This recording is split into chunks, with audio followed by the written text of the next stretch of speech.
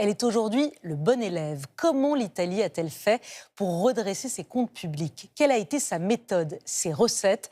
Raphaël Chapira et Florence Crimeau vous disent tout. À 64 ans, Pino Rizzo passe toutes ses journées debout. Le long de sa terrasse, ce serveur parcourt une vingtaine de kilomètres chaque jour. C'est pour quelle table, ça? Ah, parfait. Il travaille depuis qu'il a 16 ans. Mais comme de nombreux Italiens, il n'a pas été déclaré pendant plusieurs années. Et doit donc attendre l'âge de 67 ans pour espérer toucher la pension minimum. J'aimerais avoir le plaisir de dire que j'arrête, sans devoir attendre 67 ans, parce que je pense qu'après tant d'années de travail, on devrait être libre de décider d'arrêter ou non. Fixé à 60 ans jusque dans les années 90, l'âge de la retraite n'a cessé d'être relevé en Italie. En 2011, après la crise financière, au bord du défaut de paiement, le pays est pressé par l'Europe de mener une cure d'austérité.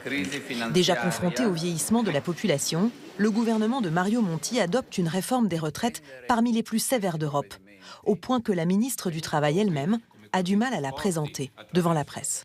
Nous avons dû, et ça nous a coûté psychologiquement, demander un...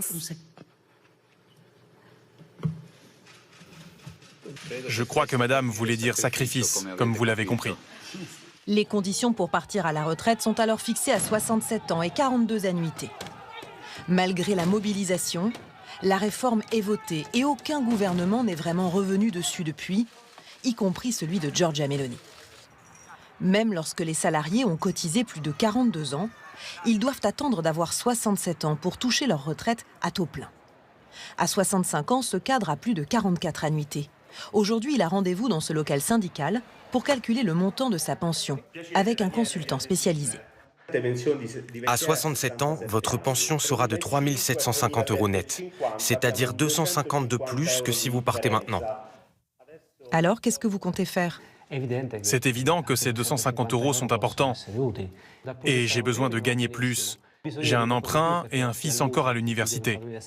Mais si je travaillais à l'usine, je ne pourrais pas faire le même raisonnement. Un âge avancé qui n'est en effet pas toujours facile à atteindre pour les travailleurs qui viennent ici.